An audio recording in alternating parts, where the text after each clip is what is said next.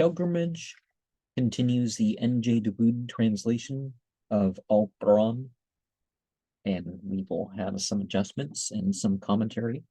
The commentary isn't exactly pre-planned, so excuse that, but we got to do something fair use wise, and there are some associations that I have with the translation that others wouldn't have with these words, and I'm trying to draw attention to things. But we have two prostrations here, 77 and 18. In the name of Allah, the compassionate and merciful, humans, have fear of your Lord. The catastrophe of the hour of doom shall be terrible indeed.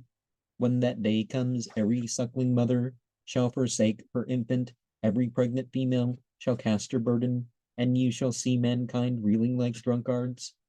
Although not drunk, such shall be the horror of Allah's chastisement. Yet there are some who in their ignorance dispute about Allah and follow every rebellious devil. Though these are doomed to seduce their followers and lead them to the scourge of the fire, men, if you doubt the resurrection, remember that we first created you from dust, then from a living germ, then from a clot of blood, and then from a half-formed lump of flesh, so that we might manifest to you our power. We cause to remain in the womb whatever we please for an appointed term, and then we bring you forth as infants, that you may grow up and reach your prime. Some die young and some live on to abject old age, when all that they once knew they know no more. You sometimes see the earth dry and barren, but no sooner do we send the water down upon it than it begins to stir and swell, putting forth every kind of radiant bloom. That is because Allah is truth.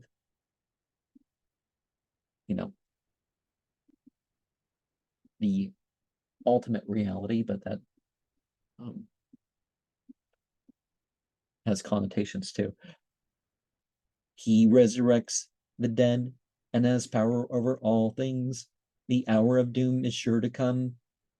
Of this there is no doubt. Those who are in their graves, Allah will raise to life. And I mean, ultimate reality as in the most true, most the same, the most. Some wrangle about Allah, though they have neither knowledge nor guidance nor divine revelation. They turn away in scorn, leading others astray from Allah's path. Such men shall incur disgrace in this life, and on the day of resurrection taste the torment of the conflagration. This, we shall say, is the reward of your misdeeds. Allah is not unjust to his servants. Some profess to serve Allah, and yet stand on the very fringe of the true faith. When blessed with good fortune, they are content, but when an ordeal befalls them, they turn upon their heels, forfeiting this life and the hereafter. That way, true perdition lies. They call on idols, which can neither harm nor help them. That is the extreme error. They call on that which would sooner harm than help them, an evil master and an evil friend. As for those that have faith and do good works, Allah will admit them to the gardens watered by running streams. Allah's will is ever done. If anyone thinks that Allah will not give victory to his apostle in this world and in the world to come, let him tie a rope to the ceiling of his house and hang himself. Then let him ponder if his cunning has done away with that which has enraged him. We have revealed Al-Quran in clear verses. Allah gives guidance to whom he will. As for the true believers, the Jews, the Sabians, the Christians, the Magians, and the misassociators, Allah will judge them on the day of resurrection. Allah bears witness to all things. And see, yeah, it's not up to us to make that decision with that, but it's broader than the Jews, it's broader than the Christians, it's broader than what we tend to think of the Sabians and the Magians. But The Sabaeans and the Magians kind of relate to, you know, the whole Zoroastrianism thing, if one is aware of that. But then it relates to other movements too. What is the thing? Somebody who finds the religion.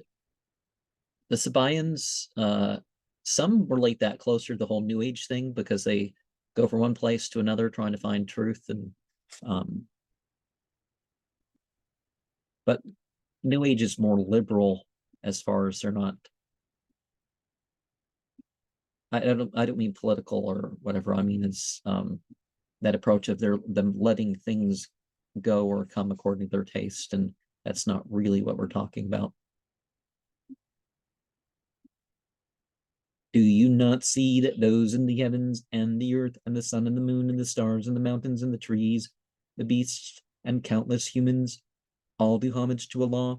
Am I trying to render some of the gender neutralness of this, but I missed some of it. And obviously he and him is usually just, and men is usually referring to both. Yet many have deserved this scourge. He who is humbled by Allah has none to honor him. Allah's will is ever done. And by humbled, they mean debased, not, being humble is good, but not this context here. Here are two antagonists who contend about their Lord. Garments of fire have been prepared for the unbelievers. Scalding water shall be poured upon their heads, melting their skins. And that which is in their bellies, they shall be lashed with rods of iron. Whenever in their anguish they try to escape from hell, back they shall be dragged, and will be told, taste the torment of the conflagration. As for those that have faith and do good works, Allah will admit them to gardens watered by running streams. They shall be decked with pearls and bracelets of gold, and arrayed in garments of silk.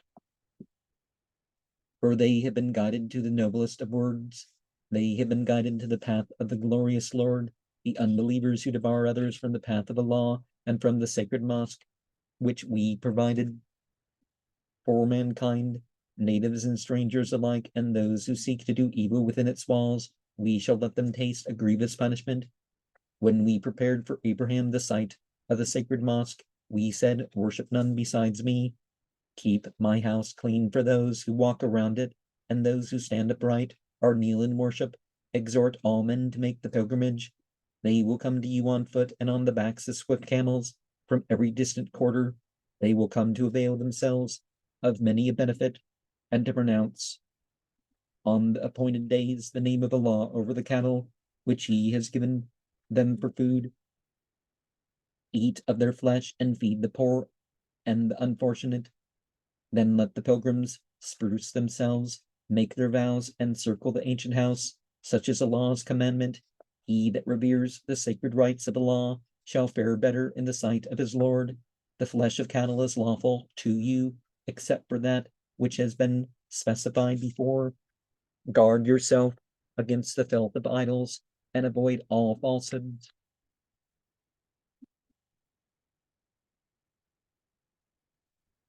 Dedicate yourselves to Allah and serve none besides him. The man who serves other deities besides Allah is like him who falls from heaven and is snatched by the birds or carried away by the wind to some far-off region. Even such is he. He that reveres the offerings made to Allah shows the piety of his heart. Your cattle are useful to you in many ways until the time of their slaughter. Then they are offered for sacrifice at the ancient house. For every community we have ordained a ritual that they may pronounce the name of Allah over the cattle which he has given them for food. Your God is one God. To him surrender yourselves. Give good news to the humble, whose hearts are filled with awe at the mention of Allah, who endure adversity with fortitude, attend to their prayers, and bestow in charity of that which we have given them. And seeing that those in the heavens and the earth do homage to God, that's the one prostration verse. God's will is ever done.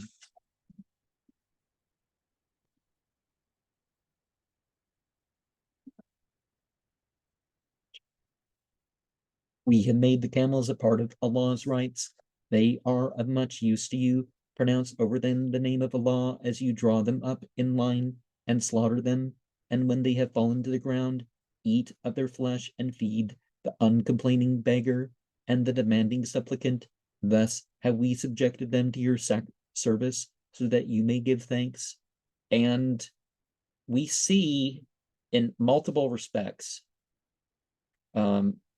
when it comes to the things that are charity, whether they're the sacrifices or other food offerings or cash or something, there are those that are going to ask, and some of those should be given something, but there are those who aren't going to ask.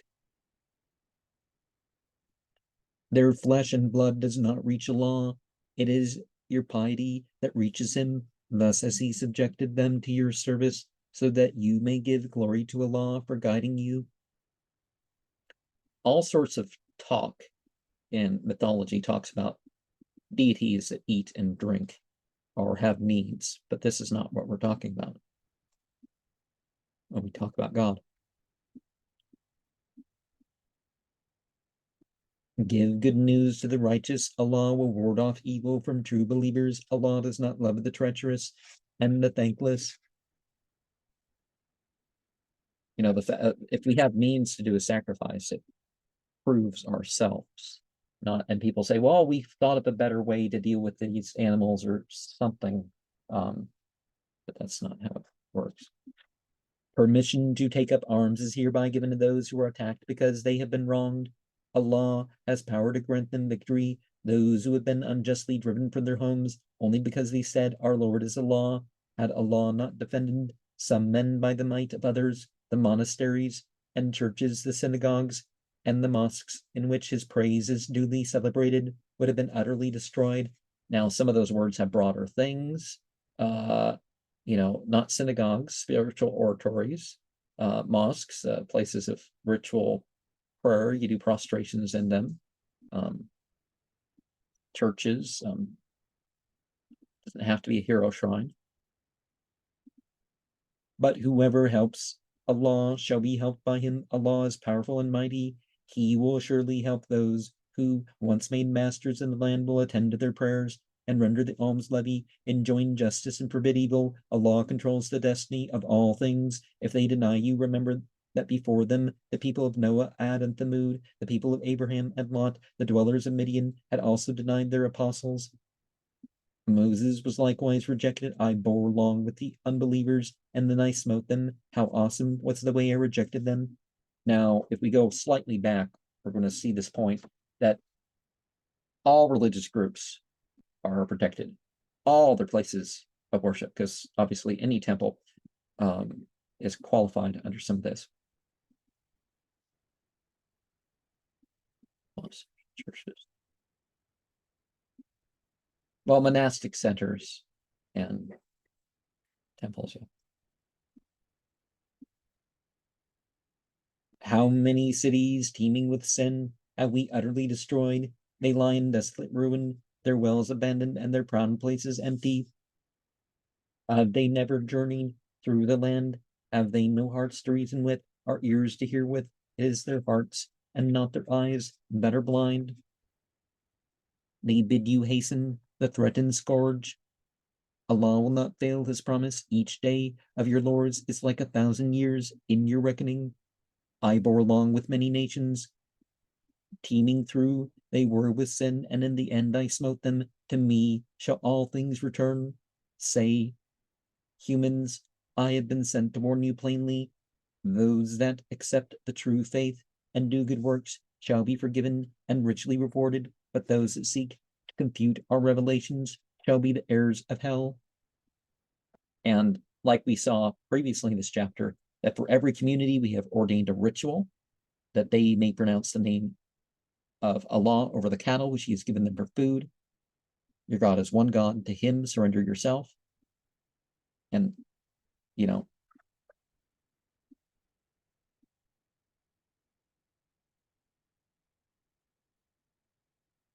Never have we sent a single prophet or apostle before with whose wishes Satan did not tamper.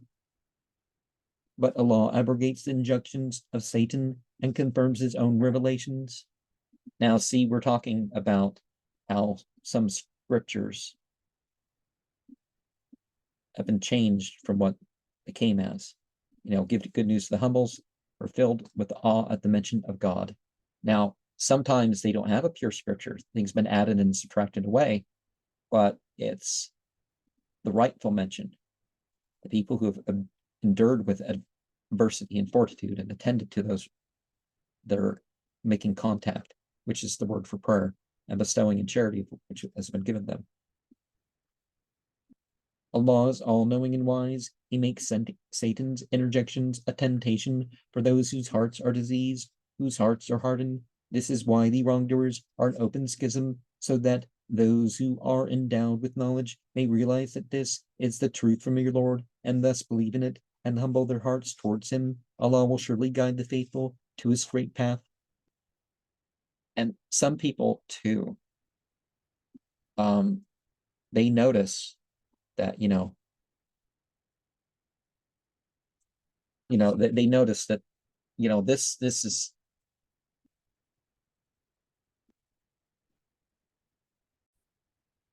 something not right that has been put in there. It's not fit for that, as it says, then they are offered for sacrifice to the ancient house, revering the offerings made to God, showing the piety of his heart. Your cattle are useful in many ways until their time their slaughter. Yeah, well, I repeat that because that's the harder thing for some people, is the animal sacrifices like it's some savage thing. It's like, are you kidding me? You know how they treat the animals that the non-believers eat? Yet the unbelievers will never cease to doubt it until the hour of doom overtakes them unawares, or the scourge of a baleful day descends upon them. And like 1,000 years in divine reckoning, Psalm 90, verse 4. Is that the midday psalm?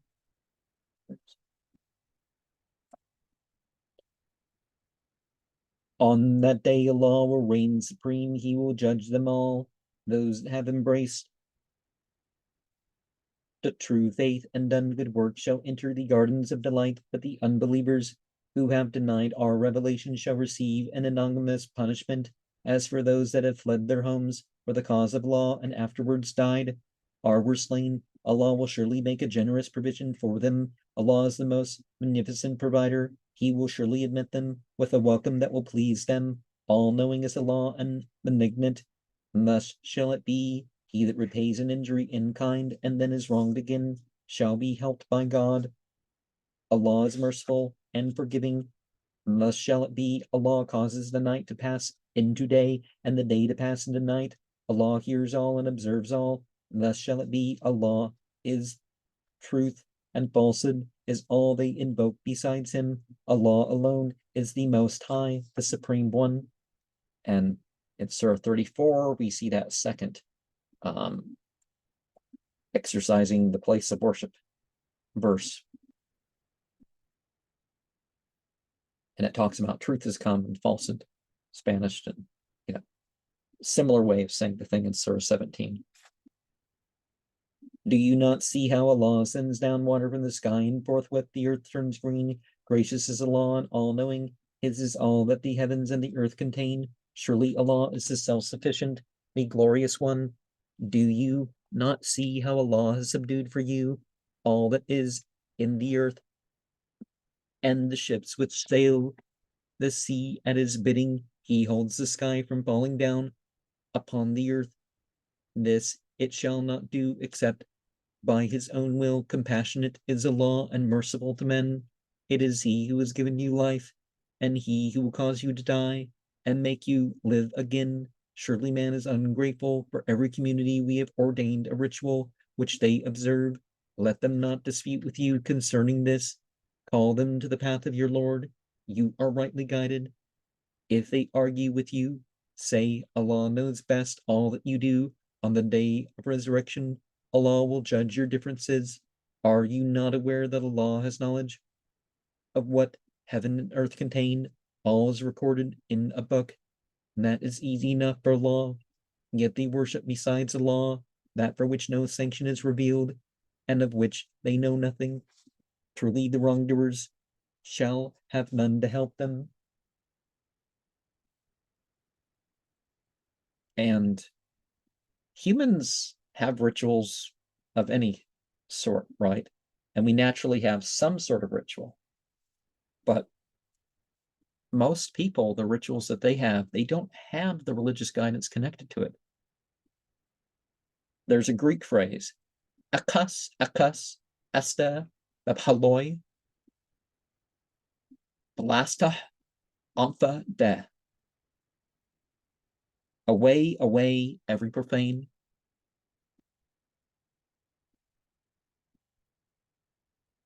Its origin is in divine speech.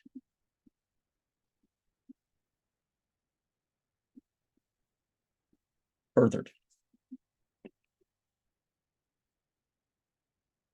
When our revelations are recited to them in all their clarity, you will note denial in the faces of the unbelievers. Barely can they restrain themselves from assaulting those who recite our revelations. Say, shall I tell you what is worse than that? The fire which Allah has promised those who deny him, an evil fate. Men, listen to this aphorism. Those whom you invoke besides Allah could never create a single fly, though they combine their forces, and if a fly carried away a speck of dust from them, they can never retrieve it. Powerless is the suppliant, and powerless he whom he supplicates. And all this genetic modification and all this other and altering and all this other stuff is only demiurgic. It's working with what is. It's not creating something new, to use the language. In English, being creative, it's not what other languages mean by the being creative, right? They do not render to Allah the homage due to him, yet Allah is powerful and mighty. Allah chooses his messengers from the light beings and from humans. Allah hears all and observes all. He knows what is before them and behind them. To Allah shall all things return. You that are true believers, kneel and prostrate yourselves, worship your Lord, and do good works, so that you may triumph. Fight for the cause of Allah with the devotion due to him. He has chosen you and laid on you no burdens in the observance of your faith, the faith of Abraham, your father, in this, as in former scriptures. He has given you the name of Muslimin, those who have surrendered, submitters, so that the apostle may testify against you, and that you yourselves may testify against your fellow men. Therefore, attend to your prayers and render the alms levy and hold fast to Allah, for he is your guardian, a gracious guardian and a gracious helper. And, the establishment of the making contact prayers and the obligatory charity is certainly the one thing. Okay, it's not fight. It goes beyond that. Well, spiritually, there is the fight, right? Because sometimes there's a struggle. Jihad. But fight is not the right word. So I may have missed in other places that fight is not the word that we're using. We're using the struggle, whether it's of that sort or not. But as we've seen earlier in the chapter, Islamic jihad is not the English jihad thing. It's everybody's freedom and rights.